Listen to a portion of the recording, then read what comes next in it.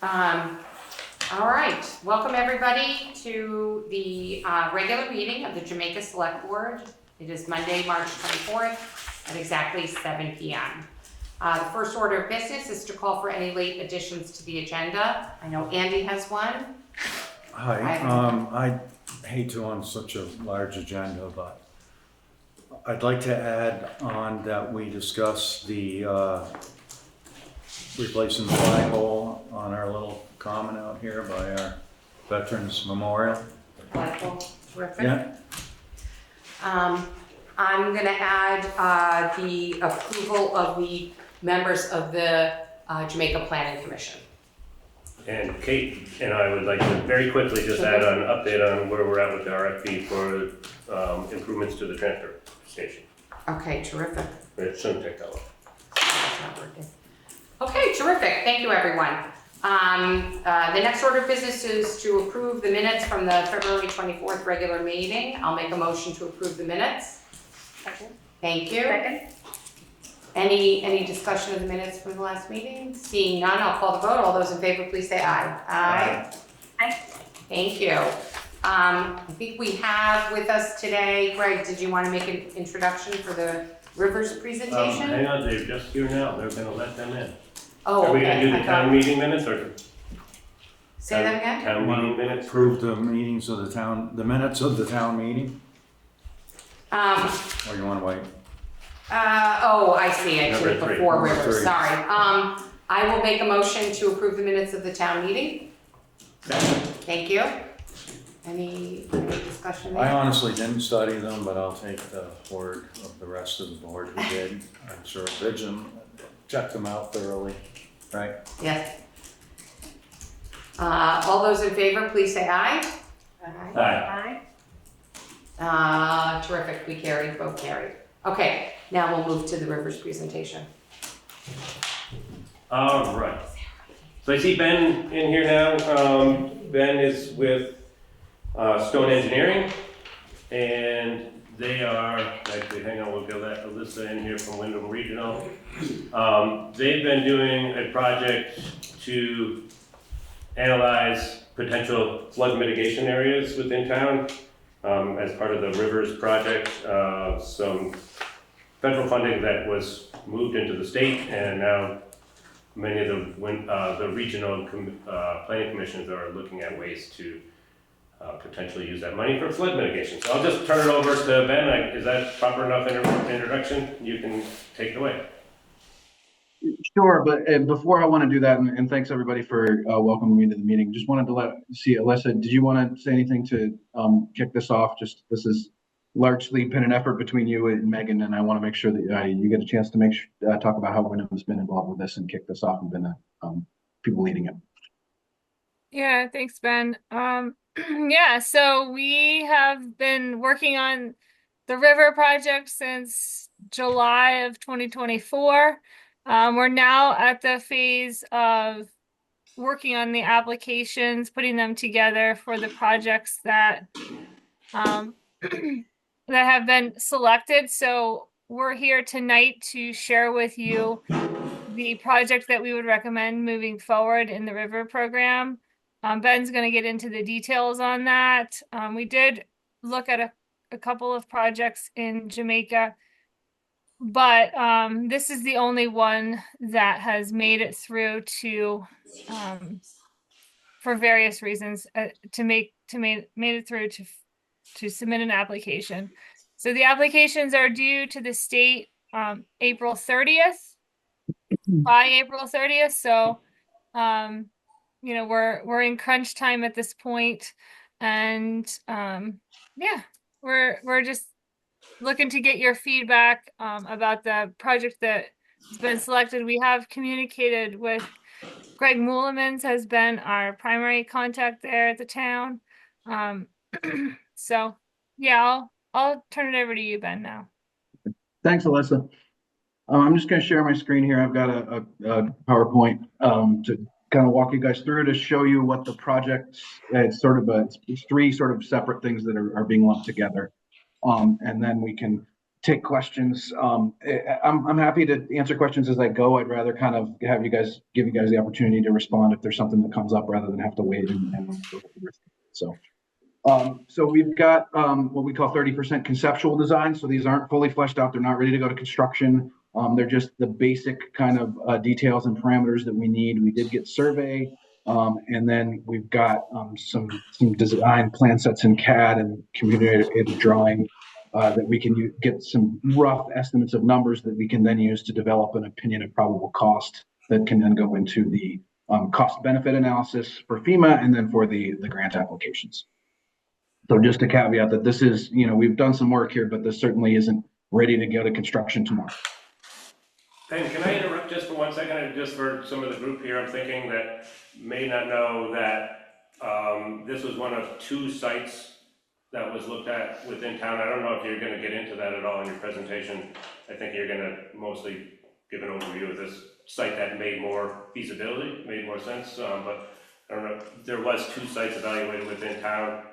I don't know if that makes sense. Yeah, so I'm going to talk about the two culverts in the floodplain project that we developed, and these are the floodplain part particularly is still open for discussion. But I did want to get something on paper for you guys to look at and did include it into the opinion of probable cost.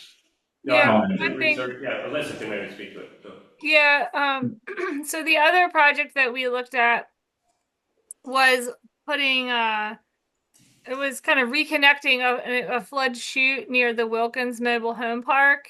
And in the modeling that was done for that project, because we did explore that project seriously, but the modeling didn't show enough of an impact. So that is the reason that one didn't move forward to application development. Ben, I don't know if you can share any more.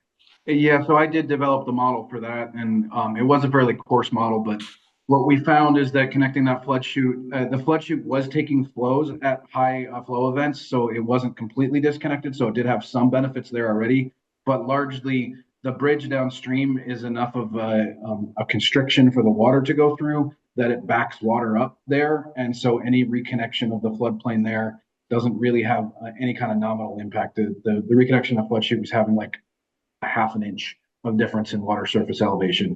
And because of that bridge, the downstream wouldn't have any impact from having that reconnected whatsoever. So it wouldn't have met the cost benefit analysis that FEMA would require and wasn't really worth spending more time trying to develop.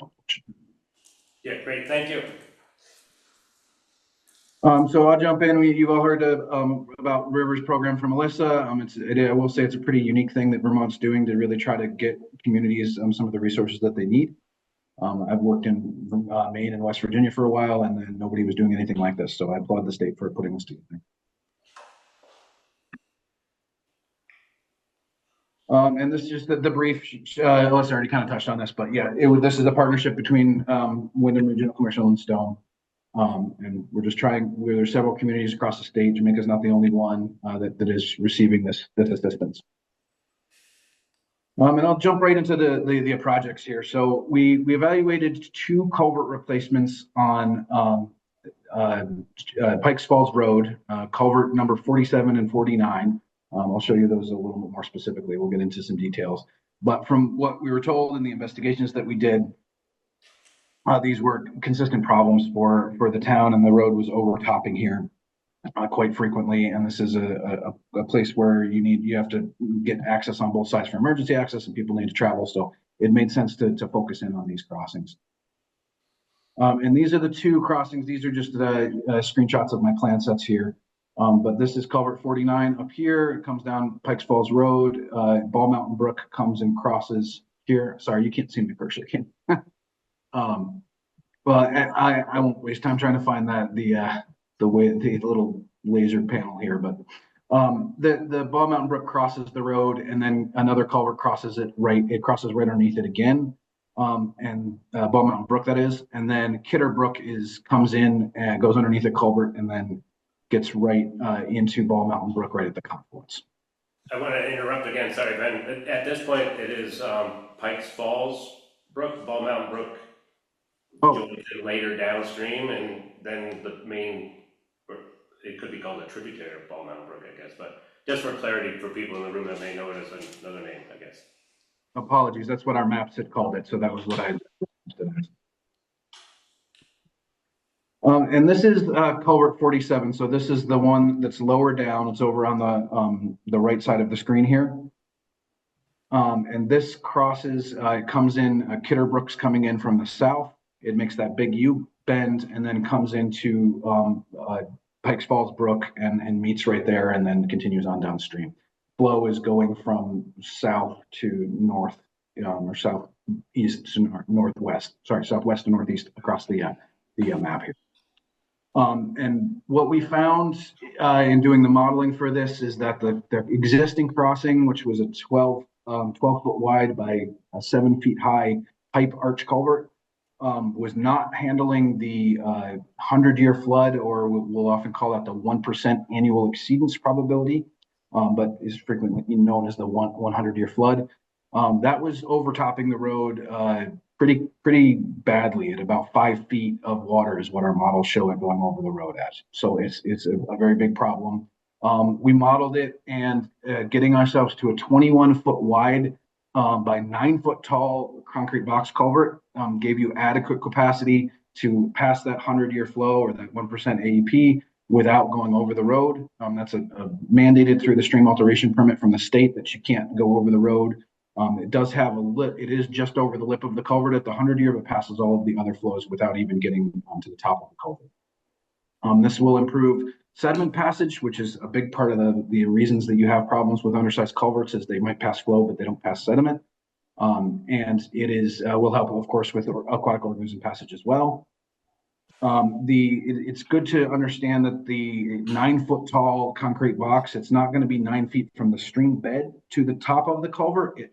The state requires you to embed the culvert, so put stream bed material in the bottom 1.5 feet of the culvert. And that's for the sediment transport for stream dynamics and for fish passage and all those other things. And that means that it actually has a functional opening of 7 feet. So if you're standing at the bridge, at the stream looking into the culvert, it would look like it would be 7 feet tall from where you're standing. And this one particularly, we didn't design it in here because this is too early of a design stage to get to that level of detail. But it would behoove the town to have an operations and maintenance plan to have a trigger elevation when the stream bed grades material, when it builds up a bar at the outlet of the culvert, to go in there and clean that out. And that's a pretty common practice in engineering to say if you set a benchmark on the side of the river and then you come back and measure it, and if the sediment has risen above the level of that benchmark, then you're allowed to go in. The state will allow you to go in and return that back to its previous elevation. You can't dig it deeper, but you can return it to its previous elevation. And because this is at the confluence, you can see the Jamaica Falls Brook coming down and making that big turn. And when rivers turn, they often have pretty interesting dynamics. And when rivers meet and have a confluence, they always have a confluence bar. When you get the different velocities of water mixing together and getting turbulence, you have a lot of sediment dropping out. So that's why I think it's really critical in this one to make sure that built into your final design plans, you have an operations and maintenance plan to address that. So you're being proactive about it going forward and not just coming to the culvert and saying, oh man, it's halfway full because we had a storm and it had a big sediment bar for it there. And this is just more of the details in here. This is, we don't need to spend a lot of time on it, but if anybody has specific questions, this is the level of design that we've got to for this. You can see the overhead plan view that we already looked at. This is just showing the wing walls. You can see on the top corner there's the different AEPs, the annual exceedance flows. So the 1% AEP is the 100-year flood. You can see that's just below the top of the culvert. And then you get down to the 50% AEP or the 2-year occurrence. That's called the bank full flow that you'd likely to see every spring. And that's the culvert has plenty of capacity to pass that. And you can see that we've got the 1 foot of embeddedness in there as well. And then this is just the longitudinal profile along the bottom that shows you how the stream bed comes in and goes out. And this one, we're not specifying to do anything to the stream bed except for have that operations and maintenance plan in case you do need to clean it out. But otherwise, the culvert aligned pretty well from the previous culvert with what the stream bed's doing right. And this is the opinion of probable cost for this. You can, if you look down on the bottom there, that's really the number that you're going to care about the most. The range is pretty large on these because this is such an early level of design that we don't have a lot of the specifications that we need in order to really have a really tight range on what the opinion of probable cost is. So we're saying that it's going to cost, roughly is about $400,000 to put this in. And then when you add up the additional phases of construction design and some contingency in here, and then put that range on that, it would range anywhere from about $480,000 to $650,000, a little more than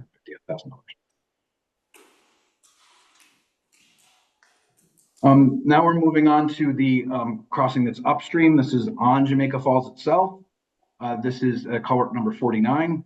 And you can see in the top left corner there is where the culvert is, and there's a bunch of patching in there because this one does need to have some significant stream regrading done in order for the culvert to sit in the right place and allow the stream to have the slope it needs to continue to convey water at a consistent rate.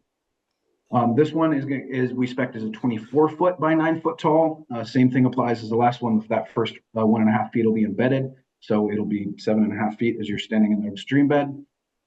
This one was even more significant in terms of the reduction in the 100-year storm event. We were seeing an 8-foot reduction in water surface level. Now, this isn't 8 feet over the road. This is 8 feet from where the water will be at the new culvert compared to where it was at the existing culvert. And as I said, that resloping is pretty significant. So there's some you're going to see an excavator get in the stream and dig around in this to try to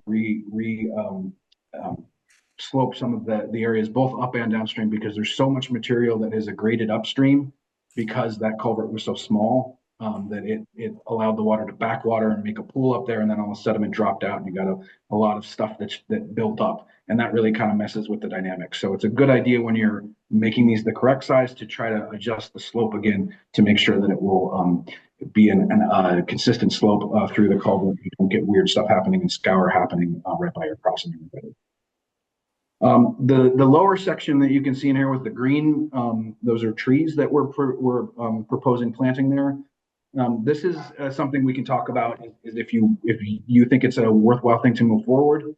Alyssa, we're probably going to need to talk after this to talk about the benefit cost analysis. If the town does want to move this forward, we'll have to see how this will fit because there's kind of it's a 6 1 half dozen the other with this of whether or not this might benefit the cost benefit analysis, or if it might just add more cost without providing enough benefit. It has to do with how FEMA decides what a benefit is. And I think if we do plant this as a riparian zone, there's kind of a line item in FEMA's cost benefit program that says planting riparian zones is a benefit, so you can put a cost to that. So it might be something that will work. But I haven't gotten to the level of understanding that yet, so I just wanted to present it as an option. And what this looks like is we'd be dropping the elevation of the land there about 3 feet on average.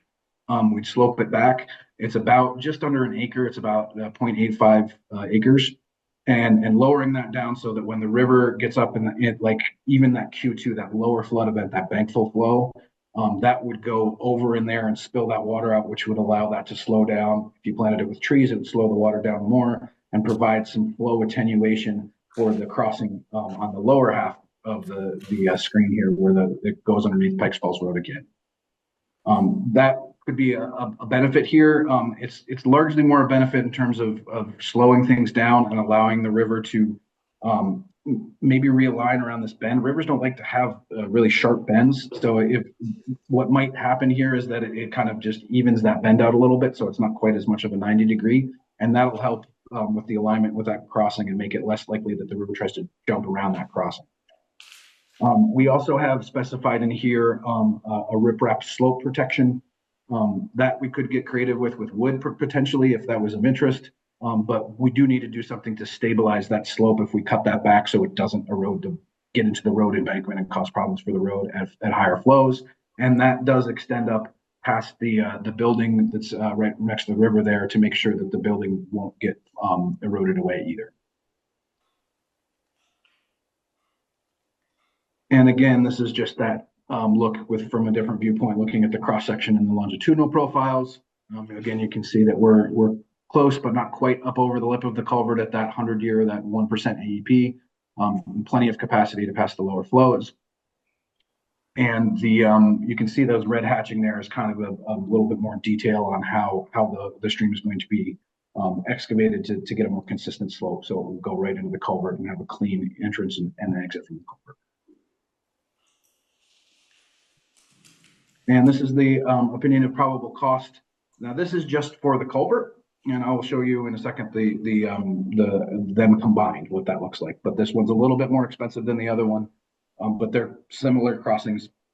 One's just a little bit bigger of a concrete pipe, so really that's the majority of the difference here.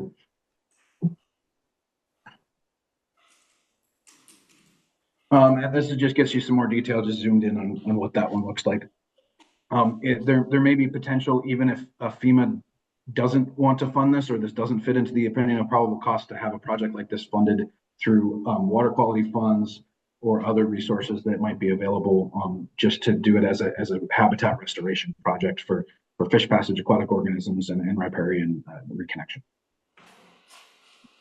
And we would definitely, it would be planted with specific riparian trees that would be trees and shrubs that would be suited towards this area. That would need to be evaluated to see what species would do best here. And it's important to know that almost all of those species will be small shrub species. We're not talking about planting, 3-foot diameter maples in there that could fall in the river and clog the culvert. It is good to have wood in the river in a lot of cases, but in this particular spot, because of that bend and because of that crossing, I wouldn't recommend having big trees that would fall in the river, put trees in the river without them being really stable, because you don't want them to go plug the culvert. But everything that would be planted here would largely be willows, alders, and smaller species, shrubby species that would help slow water down and adapted really well to wet areas. And this is the opinion of probable cost for the culvert and the floodplain. I didn't pull the floodplain out specifically because it wouldn't really make sense to do the floodplain project without the culvert project. So this is the specification for that. You can see it does increase the price significantly to do that. So that's where we'd have to see if that cost benefit would work out for FEMA. And next steps, this is all I had to just give you guys the understanding of where we were at with this project. As we move forward, assuming that you all agree that these projects are ones that you want to move forward, we would be submitting the hazard mitigation grant application. I think Alyssa's probably already got some pen to paper on that, given the time frame. And then once that money is received in hand, then it goes through the fairly standard process of final design and engineering. We need to do some geotechnical investigations of drilling some boring holes to make sure that bedrock isn't too close to the surface, that we can't get the crossing down where we need to. We didn't have that level of funding to do that at this phase. And then we would get bid construction documents ready, make sure we've got all our permits ready, and then coordinating with the landowners around there, particularly around that floodplain project. Obviously, the landowner there would have to agree that that was something that they wanted to do and see the benefits of that. And I'm sure that they would, want to tweak the designs as we move into final design. There's lots more opportunity in that final design and engineering for both landowners and community members and other stakeholders to get input into the design process. So we make sure that you're getting a product that everybody wants. And then it's bidding, contractor selection, and then moving into final to actual construction.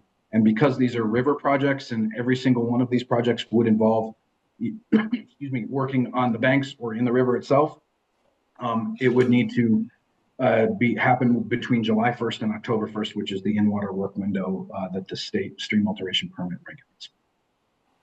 And that's what I've got for this. I'm happy to take any questions that anybody has. And Alyssa, if there's anything that I missed that you want to add, please go ahead and jump in. Yeah, I have a few points, but I'll let folks give questions to Ben. Seems pretty clear. Yeah. Okay. Thank So, a few things I just do want to bring up. First of all, this combo project was one of the first, if not the primary project when we first brought the river, the initiative to Jamaica. So we're excited to be able to move on something that you had identified early on as a top priority. This funding round of HMGP is very competitive. And typically, the state is advising towns not to submit culvert projects. However, because Jamaica is a river town and you do have advanced assistance money that FEMA has, this is Ben's time. All the time that we're working on this is funded through FEMA already, intended to develop these grant applications for these impactful projects. So we would hope that that would give a leg up. We can't guarantee anything in the state review process, but despite that, this is a culvert project. It's the only project you'll be submitting to River, so that and the fact that you have River are both of benefit for you in this competition, which is a statewide level competitive grant. And then, one other thing that Ben touched on was that if we don't get the HMGP, or if we don't get it for the floodplain restoration component, my colleague Margot Gia is a natural resources planner who is connected to a lot of additional funding sources geared directly towards those kind of things. So we at WRC would work to put you in connection with other funding sources for that component if needed. So Ben touched on some other kind of post-award steps, but in order to get to, just to let you know what the process is more upcoming. First of all, as we said, we'll be submitting this by April 30th. That goes to a statewide review committee. They'll be selecting the projects that they want to submit to FEMA. There's around, it's like around 15 million-ish that's left after the buyouts, which were the state's top priority for this money. So that is tight considering, that's everything else outside of buyouts for the whole state. There may be, there is, but I just don't know too many details on it yet, but another HMGP round from the July 2024 funding that will be closing in November. So if we didn't make it into this round, you would be automatically a competitor for that next round, which the state is hoping to have 100% funded. But beyond that, there probably wouldn't be the 25% match covered at the state level. So that's why these two funding rounds are so good. And so anyways, the projects that are selected to move on to FEMA will be submitted in July of 2025. So that's when we'll know, whether it made this round or not. And then projects that would get awarded by FEMA, I would expect that we would have awards in and around the spring of 2026. So it takes a while, but, that's what we would hope for. So, any questions? Just quickly, are the two culverts linked, or could one be approved without the other? So we're submitting this as a joint application. Ben, I don't know if you want to touch on the hydraulic connection of them. Yeah, I mean, they're separated from each other. They're not, there's, just physically one is significantly farther upstream and they're not on the same brook. So, I mean, there's definitely benefits to both of those projects, but they're not really, you're not going to get the same, you'll get the same benefit by doing one or the other. It's not like you have to do both of them in order to get that benefit. That said, from a FEMA cost benefit standpoint, I think lumping them together is what's going to make that ratio be the best. Right. So you're more. So, but I thought the more expensive one on its own meets the ratio, or it does not. Maybe I misunderstood. I didn't miss that. I'm sorry. Okay, I thought the more expensive one, the one that's like 400 pound one, I thought that one meets the ratio threshold on its own. Was I wrong about that? I think I might have misunderstood. We haven't provided the BCA ratios yet. Oh, okay. But I thought the narrative implied that it would. But so you don't know whether one would meet it on its own yet. No, I don't have that information here. We're Oh. actually, somebody else is doing the benefit cost analysis. So I'm we're just providing. wondering, considering how competitive it is, if we're gonna know that between now and the deadline, we could have an emergency meeting where we decide, okay, wait a minute, let's just pick one, because that might give us a better chance at getting one or the other. I'm just throwing it out there.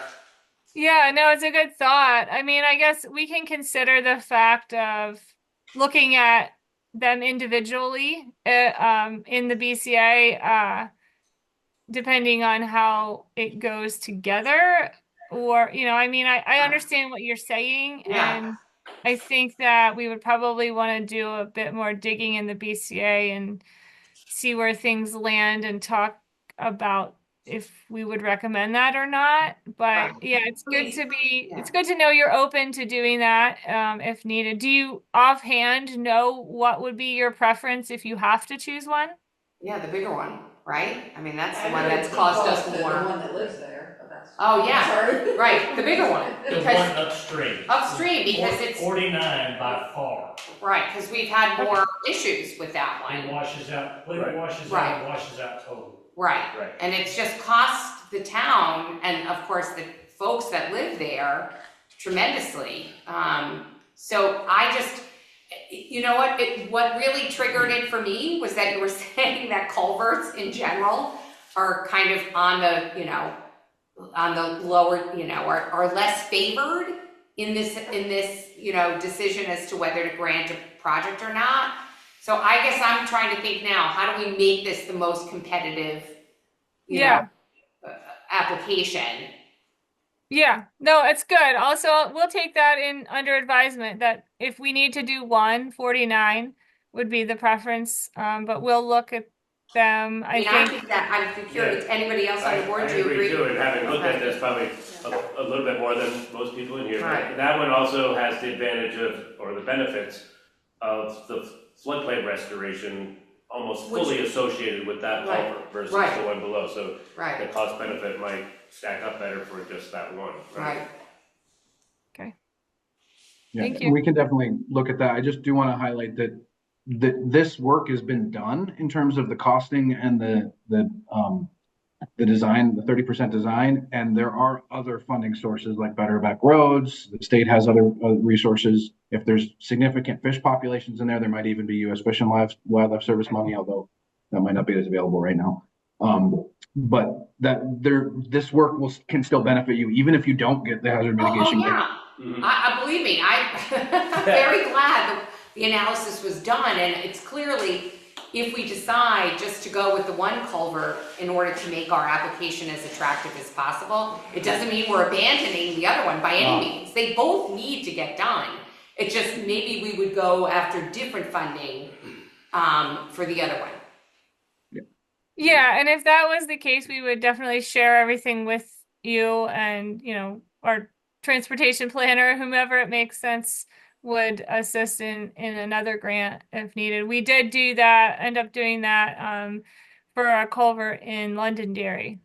Right, We won't be moving forward in River, but they're going to go after an alternate funding source for that. So we just gave them everything. But ideally, because this is your only project, we would be able to move forward at least one, hopefully both, within the river. right. Yeah, so that's pretty much all we had, I believe, unless there's other questions. Thank you. Thank you. Anything? No? Thank Yeah, you and I so guess much. just as a final thing, actually, I mean, I don't know if you want to vote on moving this project forward, or do you want to do any formal approval process about supporting?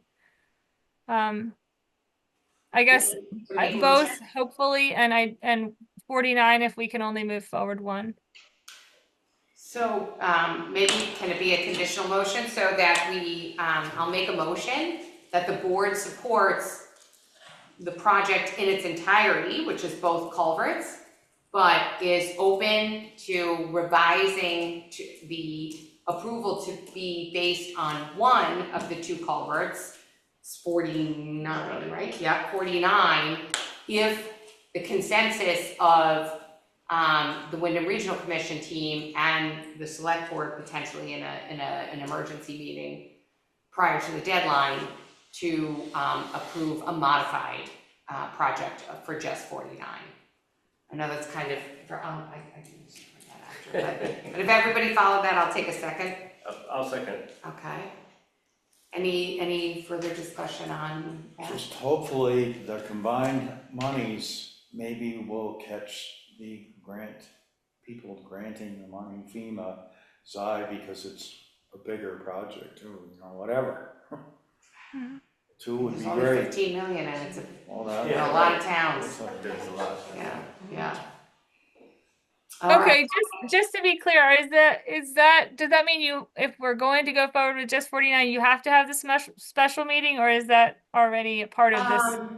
That's how I set it up, but we only need 3 of us for it. We could get on the phone. What do you think? Yeah, I guess Or we could delegate to you, Greg, together with the Wyndham Regional Commission. I could amend the proposal. Yeah, I mean, I like the discussion that we're open to, alternatives or Right. but I'm not sure, I guess I feel we should leave it in the engineers and the planning commissions to make a recommendation of which one is best felt that would move forward. My gut right now is that just the smaller one makes, or the bigger one of the 2, not the 2, but just 49 makes more sense because of quite a lot of benefit in that area. It's the worst culvert condition and the most restrictive.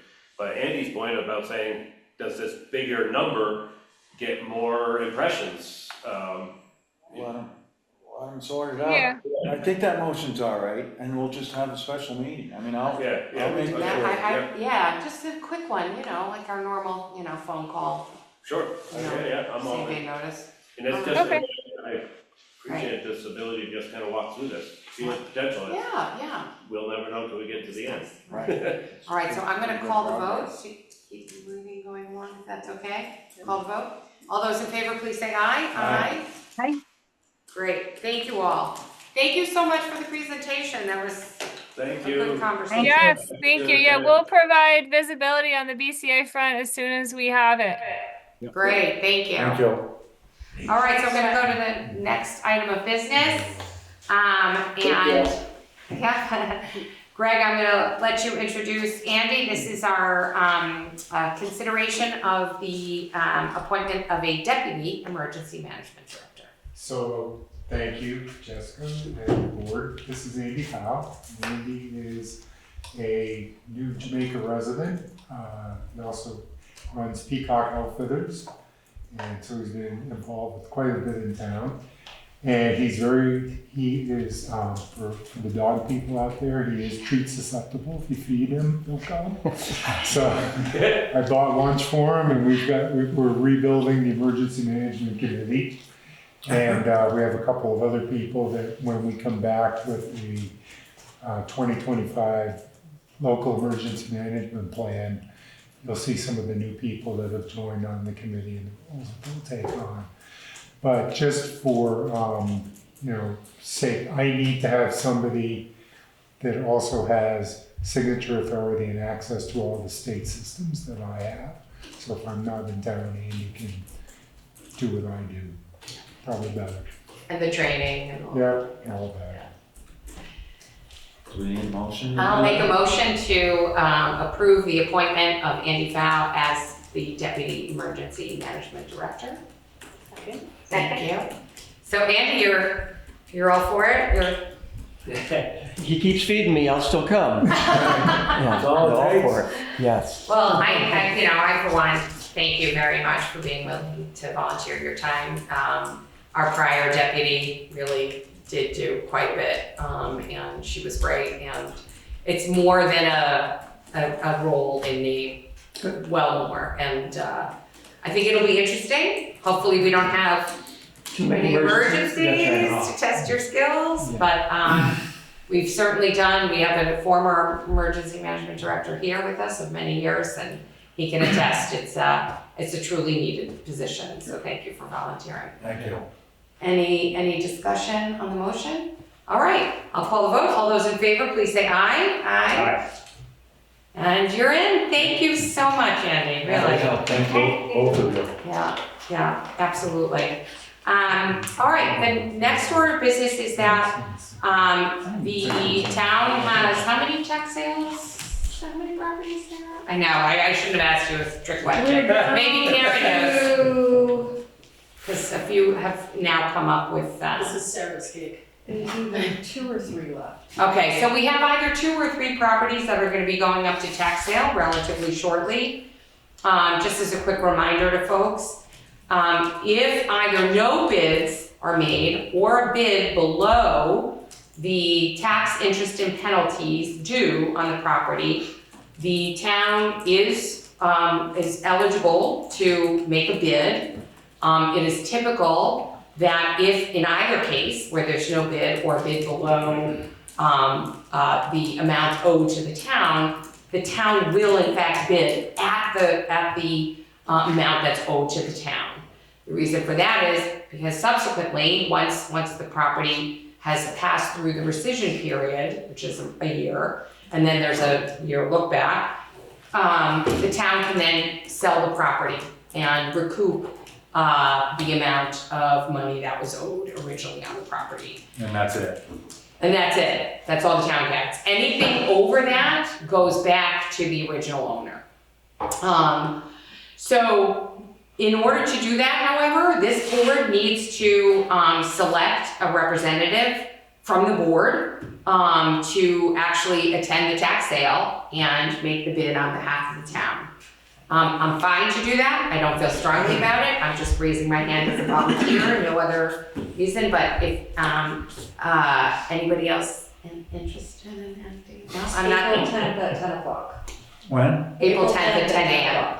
I Here. talked to Pete Andrus about that, and he wasn't sure if that was what I was elected for, Town agent? yeah, if that was him doing that, or he was doing it under another, This is my first one, so I really don't know. My understanding is He we always actually said. appoint, right. he bid for the town? Yeah, he did, didn't he, Sarah? Did he ever do any when you were here? Paul always did when I was here. Do you remember Peter doing it? I remember you doing it. Probably from default, but I know Peter was involved at some levels, but I don't remember him being in the voting process for that. He just went and, while we were talking about it, he just couldn't remember under what, why they asked, yeah, how. He told several He times. did it for years.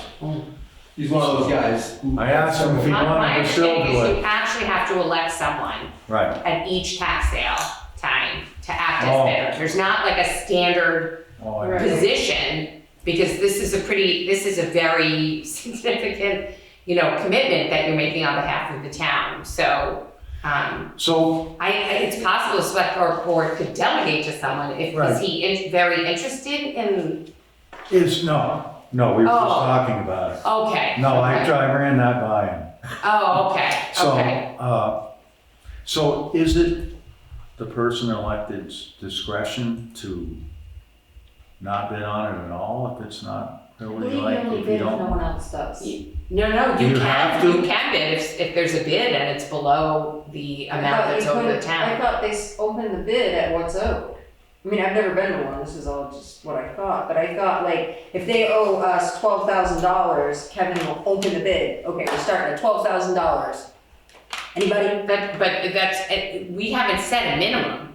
The minimum is what they It's the owe amount us owed, in might be the bid. taxes, penalty, interest, and lawyer fees. I That's the think you minimum. actually have to formally set a minimum if there's gonna be a minimum. At least, that's what the statute says, Okay. yeah. I've never Right. done one, so- In the statute, it says the town can bid, whether there's no other bid or if there's a bid below the total cost. Okay. But are there properties so undesirable that you wouldn't want to bid on No. Okay. Actually, this year, no. them? But is there? But it ever- doesn't, but sometimes it happens, sometimes you don't So get that's it. what I'm asking, is it the person, is it their discretion, or do they get guidance from the town? Should I bid on this trailer? No, I mean, or- if there's no valid bid, whoever's gonna go as agent is gonna bid for that amount. It would not make sense at all for the town Right, not but to do then it. what Kevin O'Toole told me was then that you're not continuing to increase the debt. or Yeah. Delinquent Right, taxes, sorry. right, Those are my words. Right, it would Especially make, it that. would be bizarre not to, Yeah, yeah, so basically it's in our best interest to Any bid on property. any property Right. that's not bid on. right. Which also makes me think it's odd that that the process would allow for somebody to bid under the But I'm owed pretty sure amount. it starts at what's owed. Do Yes, you remember, Paul? I'm trying to recall, I can't be specific. But I don't know that Yeah. that means someone can't actually bid below. Do you know what I'm saying? Just because that's the opening bid. I don't know. I don't know. This is Doesn't new for really- me, but the statute It just specifically makes sense that contemplates this the is what is scenario. owed, we're not gonna take Was it it once. just- Right. Doesn't relieve it. Because then we'd have to turn around and sell it to somebody else too. Yeah, I mean, I don't have experience with it. Yeah, I'm me just either. reading from the statute, Okay. which contemplates the scenario where there's a bid Continuing below. We were always pretty lucky that things went a lot more smoothly than you're going in this conversation. Right. Right. I'll make a motion to appoint Jessica as the representative from the town. Do we have a second?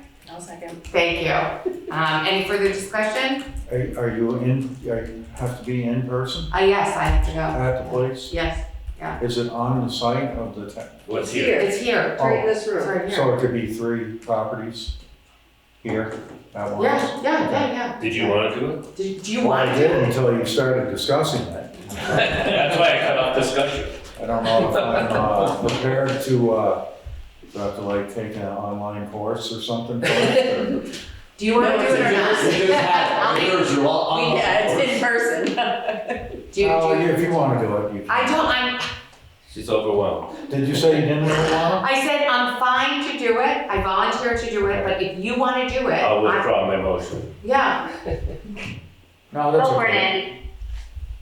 I think what I'd like to do is get to the next meeting. You want to go home, what? Yeah, I don't want to make progress. Do you want to do it? Agenda. I'll make it. I can give it a whirl if you'll help me. That I don't have time. I'm sorry. I have It's to get. probably easy to we have educate, put but you in need to go read it on, it's probably straightforward online somewhere, you can find You it. just bid, it's not your money, it's easy. Just Sure, I'll say, do it. I'll make a motion to nominate Andy Coyne to represent the town for the delinquent tax auction. Second. Okay, any further discussion? All those in favor, please say aye. Aye. I'm gonna abstain because I'm not hearing a strong desire, so just, I'll abstain. Andy, did you vote? You can vote. Strong, yeah, okay. I'm voting So- because I think I knew it. Okay, We know great. you have. Great. Awesome. Okay, so moving on to the next one. As everyone on the board will recall, and those who were here, 13 months ago, we received a loan from the Vermont Bond Bank to help us through the course of our post-July 2023 and December 2023 floods. We've been paying that down every time we receive a FEMA payment, so the principal amount has come down, but it is not zero. Last month, we approved an allonge, which extended the loan for a month while paperwork to roll over for another year was prepared. And we are now voting to approve a 1-year extension on the loan on the same terms that the loan was originally granted. And I have the paperwork here, that one of which, the loan agreement, a majority of the board needs to sign. So I will make a motion to approve the paperwork to extend the Vermont Bond Bank loan for another year. Second. Great, thank you. Can I ask how much is left? You just paid 89,000. Oh, you just paid another 89, although it can't go until after we do this. So after the 89, we're like 340? Yeah. Around 340 on that one? Okay, and then are all the monies in from? No.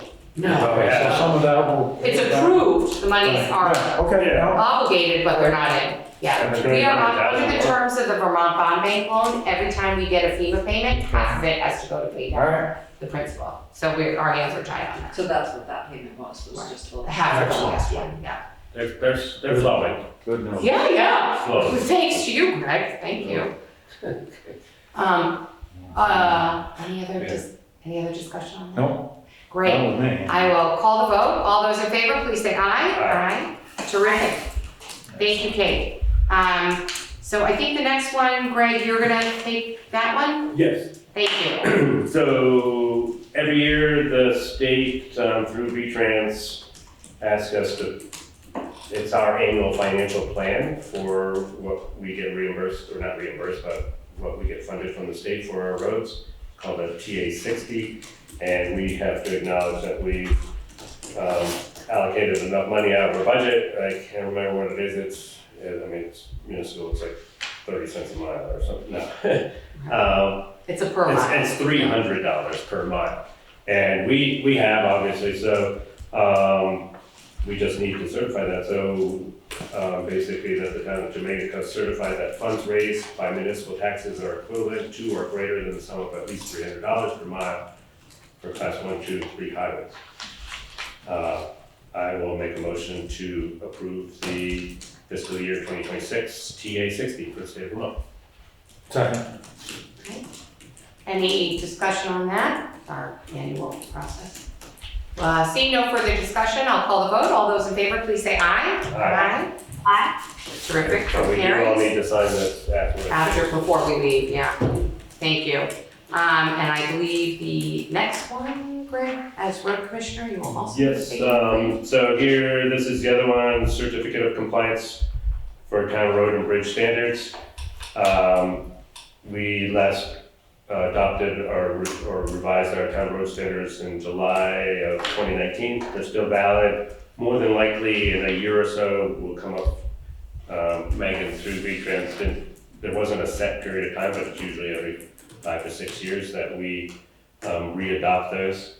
So this is just to certify that we are meeting our town and bridge standards. So I'll make a motion to approve the certificate of compliance. I'll second that. Any questions, discussion? Seeing none, I'll call the vote. All those in favor, please say aye. Aye. Thank you, Greg. And we don't need to sign that. And you're up again. Did I put on that? The appraiser for the Water Street. Oh, okay, buyout. yes, sorry. So one of the projects that we have, sorry, I didn't have it all pulled up. But some grant funding through, FEMA. it's not directly through FEMA. Oh, But it's not. anyway, so Oh, is that USD? it's a USDA, but we received funding to, no, not even look for it. I'm sorry, I do. Can we go to the next agenda item? Yes, absolutely. You can come back to it. Sorry. The next one is the discussion of issuing a request for proposal for a new maintenance truck for the road crew. And I don't really know the details around this, Greg. Do you? Yeah, that's me too. Sorry. Do you want me to skip to something Never after mind. that? I'm up to date. I can do either one of those agendas. Okay. Oh, you can talk about the truck? Sarah, please. Okay, Sarah, Thank you. talk So basically, after meeting with Keith and Greg and Megan and everyone else, Keith said that we are on a 10-year rotation on our Right. trucks, and he would like to bump that to, is it 7 or 8 To a years? 7 year. 7 year, because one, there's no value left, but two, they're just getting They're not demolished. lasting. And Right. the time frame, it takes forever nowadays. We So still You have gotta get the new one. that's why we Right. were talking about putting out a new RFP now, because this would put us still at what, 8 or 9 years? This would still be probably 8 years or. Which yeah. truck is it? Like, 'cause there is one that's would be coming up then. The gray. The grader? Gray one. Silver. Wow, already? Silver one? Oh, the silver one? Right, not the gray. So, Oh, it's yeah. how many ton, what ton I is it? can't remember. No, it's the big trucks. We have 3 of them. Yeah, it's one of the. Oh, the regular yeah, the dump truck. Yeah. So we've been pushing a little bit more money every year into the equipment fund with anticipation of this. We still haven't received, we have purchased a new truck, or that should have been here the middle of last winter. It's still not here. So these things are delayed just by the whole supply chain, all that kind of stuff. Cost of trucks are going up every year. They're roughly $180,000 when you get them all outfitted and everything with the dump bed and equipment and the plow and everything on the front. So the recommendation that we kind of approved at our budget, within the budget, was that we advance this. And so this is the start of the process. Keith's gonna start, it's more of an informational sharing at this point, that Keith is gonna reach out to. There's basically only 2 providers that will do the truck that we need to do, so just to seek bids for those, and get that ball rolling so that we'll have a truck here in another year and a half probably. All right, so I'll make a motion to approve the seeking of bids, maybe not in the form of a formal RFP because we don't actually have enough sources for a proposal, but at least as many as can reasonably be obtained for a replacement of the dump truck, which is next up in schedule. Second. Thank you, Kate. Any other discussion, questions on that one? Seeing no further discussion, I'll call the vote. All those in favor, please say aye. Aye. Aye. Aye. Great. Greg, did you want to go to the update? No, I'm good on this one, the previous one. Okay. So, part of the buyout process, this property, 30 Water Street, right at the head of Water Street, up by the, across from the fire department, was approved for a buyout through the Flood Resilient Communities Fund. The first step of that, the town is kind of I guess the agent in the process to work through this buyout. So the first step is that we seek appraisals for the property, and Mary was helpful in pulling together 6 different local appraisers. And okay. So we received 3 bids. The first was from David Buckley out of Bennington. And the stipulation was that the property be appraised at the value prior to the flood, and that we received the appraisal by April 30th, so that we can continue to proceed and have the work completed by October 1st is the deadline to have the work completed this year. So the first appraisal from David Buckley came in at $2,200.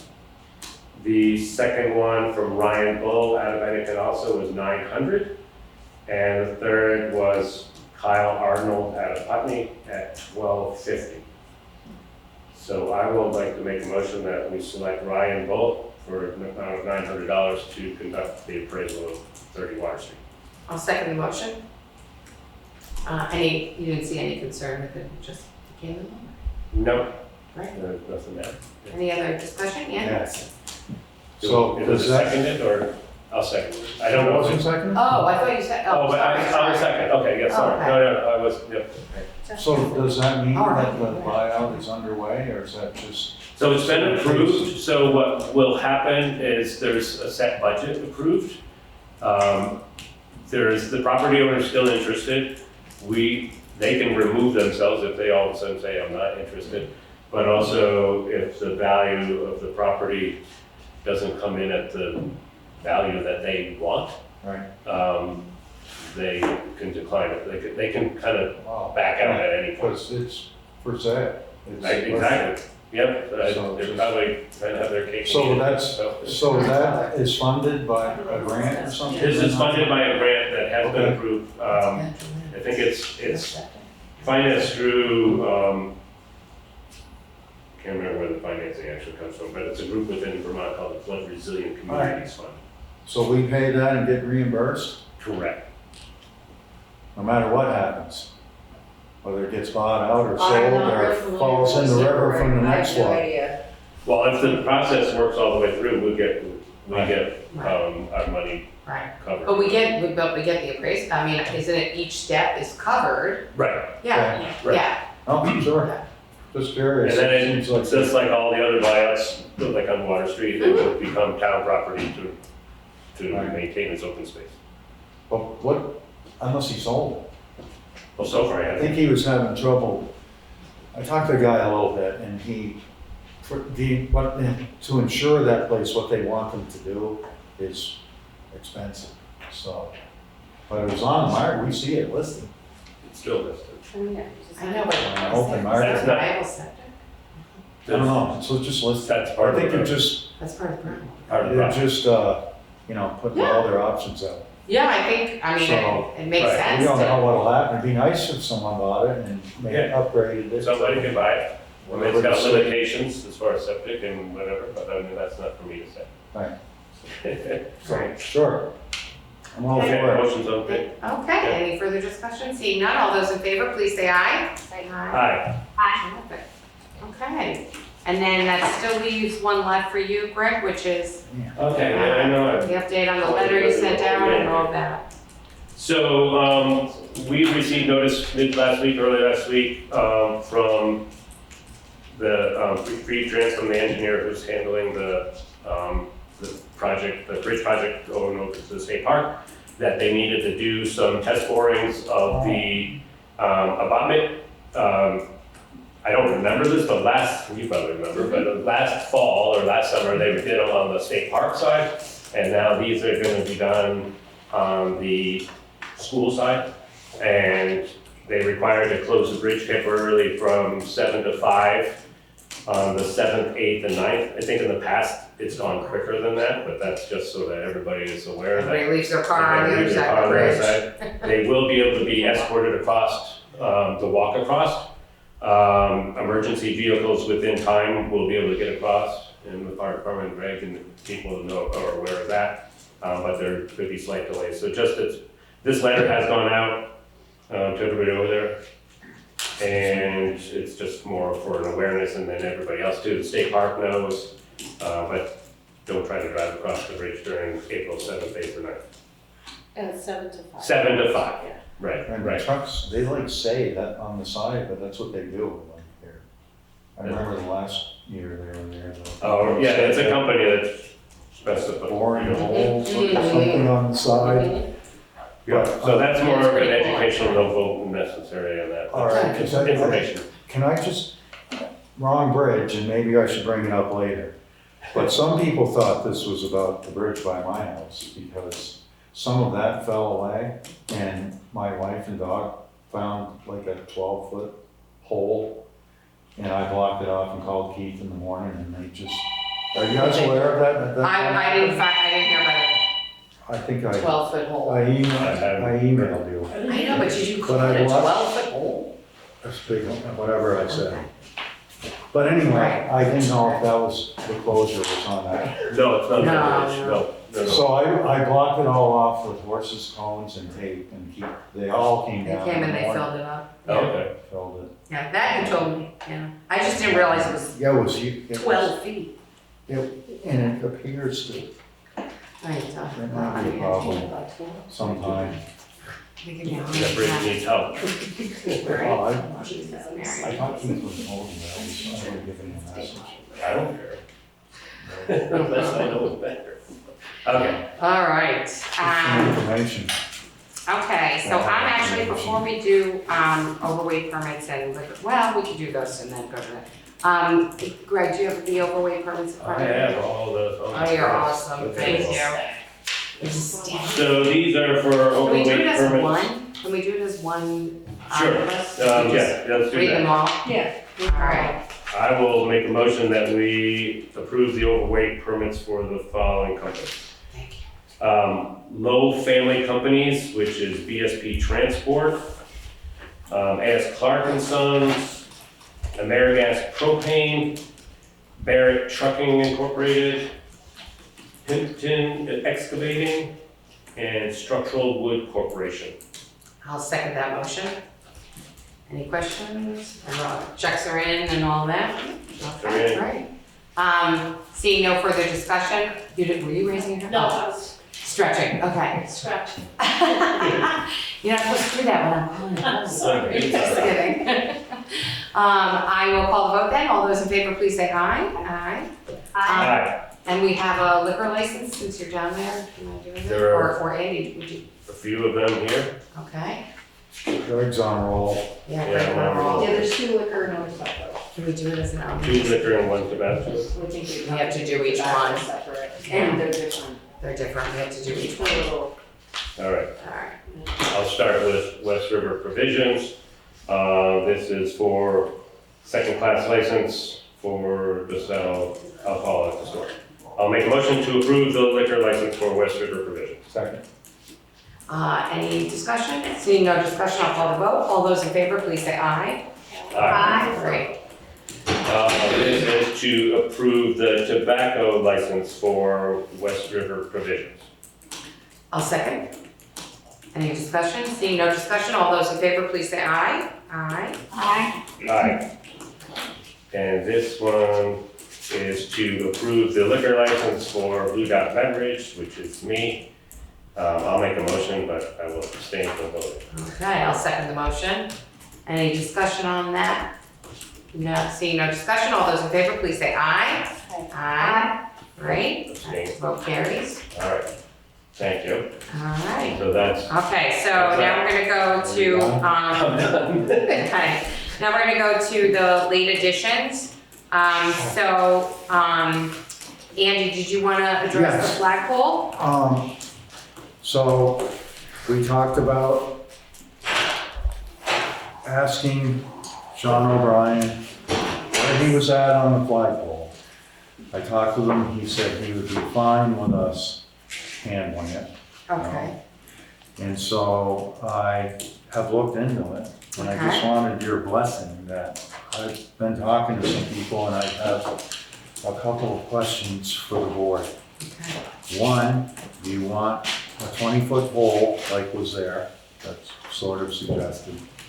20 foot is appropriate for the surroundings. And do you want an internal rope or an external rope? The internal rope comes with a commercial pole that basically prevents theft of the flag. I see. And so. is there's it that. quieter?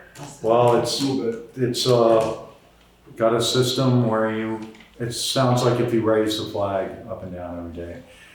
And so, do you want a commercial flagpole? And here's why you might want one. The residential will stand 65-mile-an-hour wind with a flag, and that took it down. So this one, and they gave me wind ratings with no flag, all kinds of stuff, but the commercial one, which would be a little more expensive, will stand a flag at up to 105 miles an hour, which I would recommend. And so the existing pole appears to, I'm 99% sure, is just set in Yeah, a tube that went down 3 feet, and these two outfits, one in Swansea, one in Williston, both would want to pour cement. concrete, yeah. And so they asked me, and it seems like both poles come with a solar lighting system that's included, a gold ball on top, not real gold, but you know. And those were the questions that they wanted to know, and they're ready And to then send they would- estimates. They would send an estimate And after. they said if we could give an answer in a couple of weeks, I asked them if they could have it done by Memorial Day, and the Swansea outfit said absolutely. So if we approve it at the next meeting. So that's pretty much it. It comes with a flag that is made in Illinois, an American flag, made in America. That's part of it. Rope, the commercial one I would recommend from what I heard from. So I'm gonna make a motion. I'll make a motion that we approve Andy soliciting bids for a commercial grade flagpole with an interior rope, solar lighting, gold ball on top, Right. installed with cement. Can I have a second? Thank you. Paul, Real please. quick question, is this the type of pole that is bolted at the base so that it can be lowered for maintenance, painting and that sort of stuff? Or is this one Fiberglass. all pole under the ground? No painting, it's fiberglass. Okay, so it's not articulated. Not telescopic, I can ask about that, but I think it's a one-piece, 20-foot. Stick it in the ground, cement And it. you're done. One and done. I just figured instead of asking the road crew to do that and the pole being straight, this thing was shimmed. I stuck a tape down there, went down 36 inches and everything wiggled, so. Yes, please. My only concern, just a thought, Okay. an internal rope, Right. the ropes always have to be replaced. And if it doesn't come down, it's just a question, is it something that's going to? It doesn't have to be internal, it's just, I'm just So maybe- raising the question, I mean, with it being internal, the rope breaks and you can't take it down. that's all asking. It's a Yeah. ratchet system. Right. whatever that You said meant. the Hopefully, there's some engineering that allows you to replace the rope. It'll come with, It comes with a warranty and, you know, I'd rather have the rope outside, but. Karen? Can I coordinate with you, Andy, on the placement, because it might be advantageous to move it just a little bit for this next memorial stone coming in, so maybe we Sure. can look at it, okay? Yeah, it sounds like they're just gonna do what we asked them to do, and they're gonna put a footing in. Okay, good, thank you. So Andy, your preference is an exterior rope? Did you? Well, I I don't didn't know realize if they're that. commercial distinguished internal only, or, I Okay. mean, there was Well, come I on. didn't know there was so much information Right. to putting a So flag many on the variables. flagpole. All right. But it doesn't have to be. It doesn't, so you could end up, I mean, I If think we're- maybe with it's like this a- motion, it's you a can come theft- back with it. Yeah. That's the term. Right, Like one that goes. Oh, up and right, right. down. So And one nobody that goes steals up the and flag. down every day, Right. Do so, I get to put it out every day? if you want to. Well, if the rope, if the light's on it, it doesn't Yeah. have to come I down. need a friend to work with. And Oh, just- right, if it's lit, it can stay up. Well, just a quick question, Karen might know. What is that thing is that solar or is there power? Oh, we have to do a dig safe for this. The town has to have that checked out. I forgot about that. So, There is a solar light on the top, but there's also an electrical box. is that a true electric power? Yes, it is. All right, well, And the church pays for that electricity. we'll have to have dig safe come at the town's request. Both of them told me that. I don't even know what that is. Well, they checked for underground wires. Oh, yes. I didn't know that's what it was called. Power company does it, right? They know where all the GMP. septic lines Yeah. are. It's a or separate the- contract. Right. Right. But So is it that- under the auspices of GMP? I don't know, but I think they work with all It's the a separate utilities. contract. They use their like sonar or something? they'll No, tell me. they just know where all the lines are. You're supposed to. You're supposed to ask before you dig Oh. anything Okay. in Vermont. So, All right. yeah, I almost. Any further discussion or I'll call the I'll vote? just keep, okay, go ahead. All those in favor, please say aye. Aye. Aye. All right, so Andy, if you can have it for the next meeting, then we'll Yeah. vote on it at the next meeting. Okay, Great. great. I'll turn it over then to Kate and Greg to discuss an RFP for work at the transfer station. Yeah, Kate and I have been talking about this. We've kind of settled on a direction, I guess. There's been a work in progress. There's been a lot of maintenance requirements at the transfer station surrounding where the construction bins go and where the recycling bins go. It's basically those two areas. Our feeling now, after Kate did some investigating, so to speak, and talked to the Wyndham Solid Waste and a couple of neighboring towns about what best practices are out there and what they have and what works and what does not work. I'll talk about the recycling area first. Right now, the bins don't, over time have shifted and are gravity's pulling them down toward the river. So the thought would be to move them a little bit tighter to where the compactor is. There's currently probably like 2.5 lanes of traffic that can get through there. Yes, it's And wide. to move it back so that it's really literally only 2 lanes of traffic, try to pull it back from the bank a little bit, restack the wall, and not pour a concrete footer. I know there's been a lot of discussion going back and forth about pouring a concrete slab. It's probably about 50-50 of which towns have concrete slabs underneath them. Some of the feeling is that, one, it's a high expense, and that it may not last as long if it's in an area that continues to settle, and as everybody knows, that was the old Well, this is an old dump. It is the Right. dump, and that area is settling. And our thinking is that with a large aggregate, 4-inch, 6-inch stone or something underneath those steel rails, that we could continue to, move them so that Right. they're elevated and level. So we put that out to bid. Our thought also settled on that we put this all out to bid at once. We were looking at doing things separately. So I guess from this meeting, and I'll finish, but from this meeting, looking maybe Kate and I are for consensus of this, is this how we should proceed with this RFP. In the construction bin area, there's been some damage to the canopies over those bins. And very, very few towns have canopies over their bins. The idea behind that was to keep some of the elements out of them. When they're 30 feet in the air, it's not really keeping much of the elements out of there. I mean, wind, snow, everything blows in through there. They're in a state right now that they probably are beyond trying to repair them. So the thought would be to integrate that into the RFP to remove those canopies.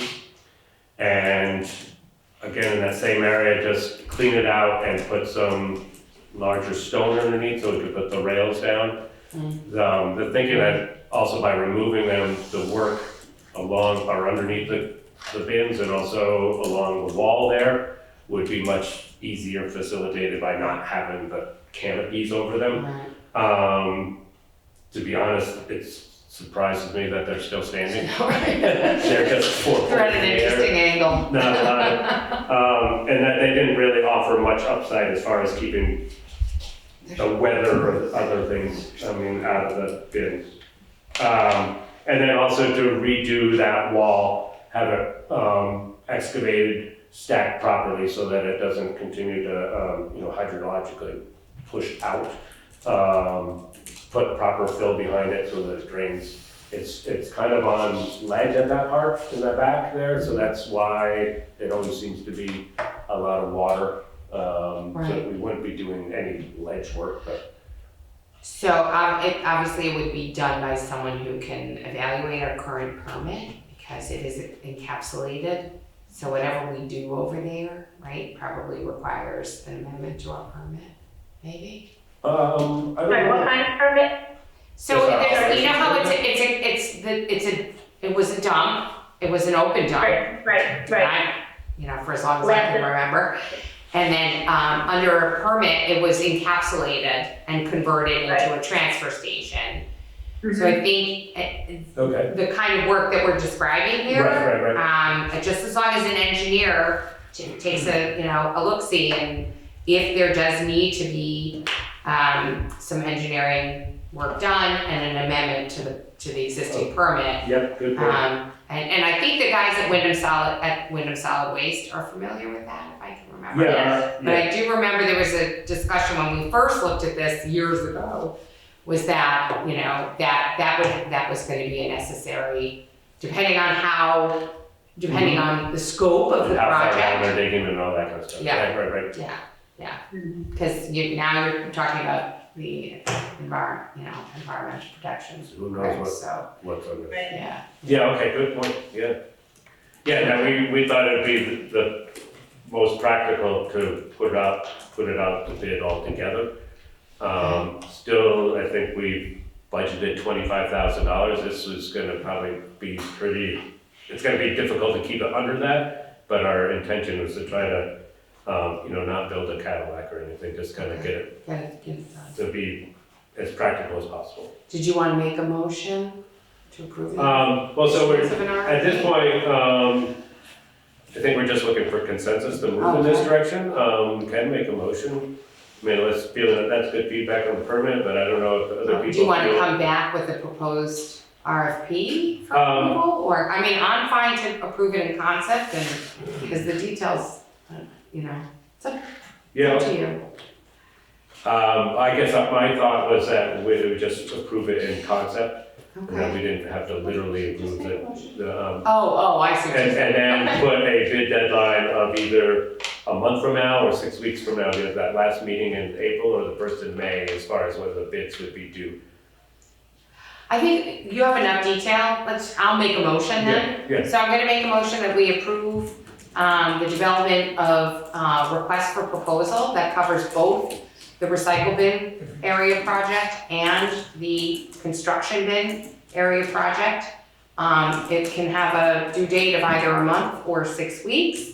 It will include some measure of investigation with respect to the construction bin area to ensure that we are either seeking an amendment to the permit or we're in compliance with our permit. And the details, hopefully it'll yield a reasonable proposal. So I'll just look for a second. Thank you. Any further discussion? Kate, did you have anything that I missed, or? No, I just wanted to, I would add that I also was trying to avoid concrete because it's bad for the environment and it's very expensive. And so we think we can do without it. And also I talked to a couple towns, I think Londonderry was one of them that does not have a canopy.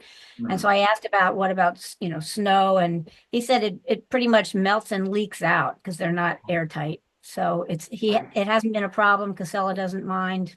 So should be fine. That's what I was gonna ask you. All right, any further discussion? Seeing no further discussion, I'll call the vote. All those in favor, please say aye. Aye. Great. Okay, I neglected to add to the agenda approving the remaining members of the Jamaica Planning Commission. We did at the last meeting approve Chris Robbins' request. I've now received requests from Brian Zeroff, Patrick McQuillan, and John Van Heusen, who are existing members. And Brian would continue as the chair, and John would be the secretary. So I'd like to make a motion to approve those additional members to the Jamaica Planning Commission. Second. Thank you. Any discussion there? Was there discussion of having, It's not enough, there's another person, but Yeah. it didn't, it may still happen. well, I'll let Brian handle that, and he. Yes. I was at the last meeting and that person was not there, and so it Okay. hasn't So happened that- yet. that's But I'm not saying it won't, Right, it just, right, but this is what I have now. That can happen after. Yeah. Right, yes, absolutely. Any further discussion on that? Seeing no further discussion, I'll call the vote. All those in favor, please say aye. Aye. All Thank you, right. guys.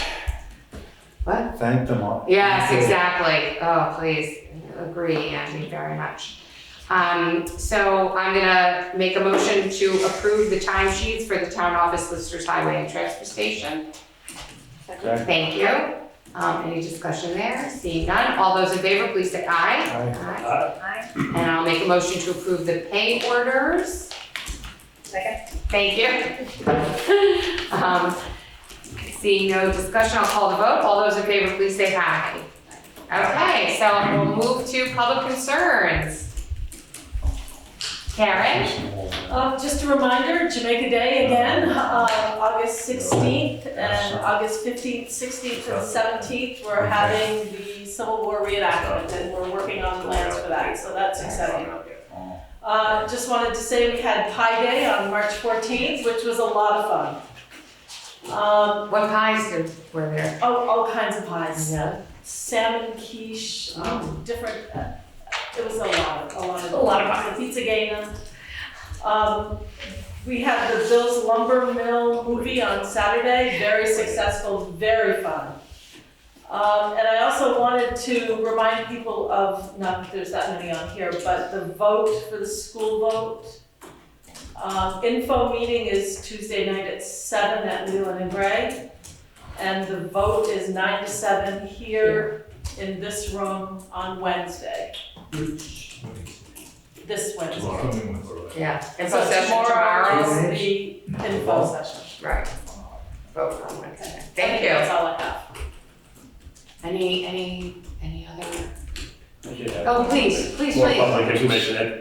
Andy just pointed out, I think we talked about this in the last meeting, but the bids for the cemetery mowing and the roadside Oh, mowing. they came in? No, they haven't come in, but they're due next meeting. I'm just putting that out to the world.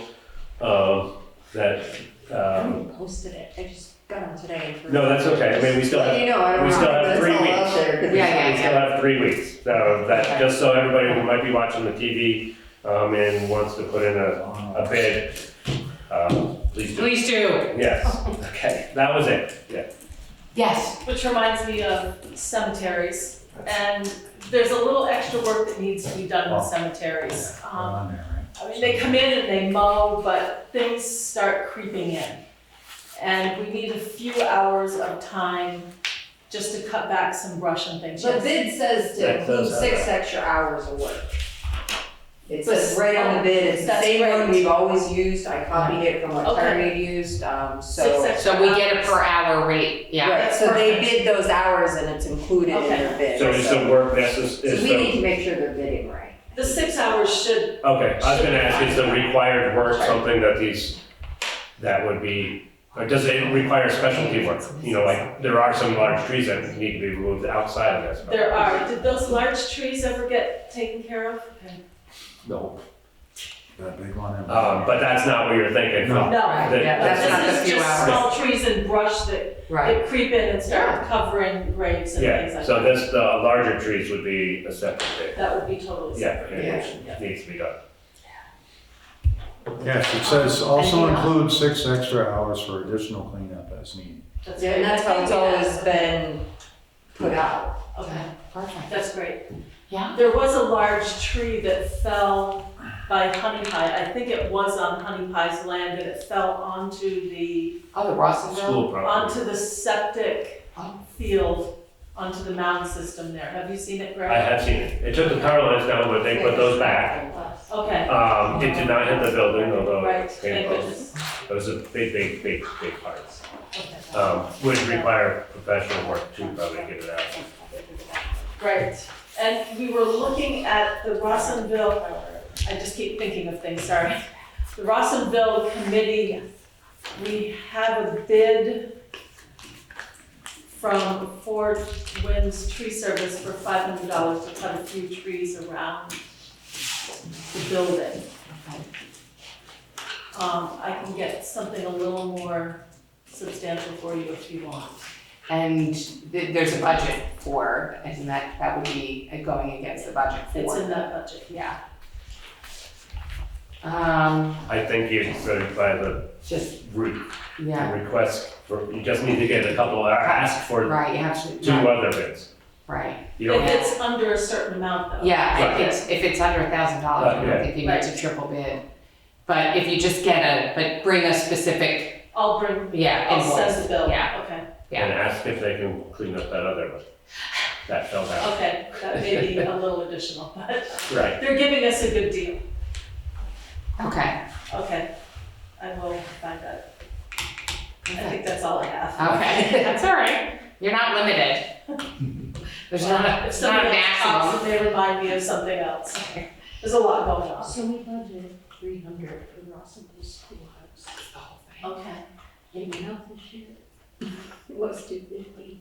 That actually exceeds the budget, so we may have to be. So let's talk about that. Yeah, we'll Okay. talk about that. Okay. May happen at next meeting. Okay, that's okay. Yeah, glad you raised it. Do I have a motion to adjourn? Yes. Okay, I'll second. All those in favor, please say aye. Aye. Aye.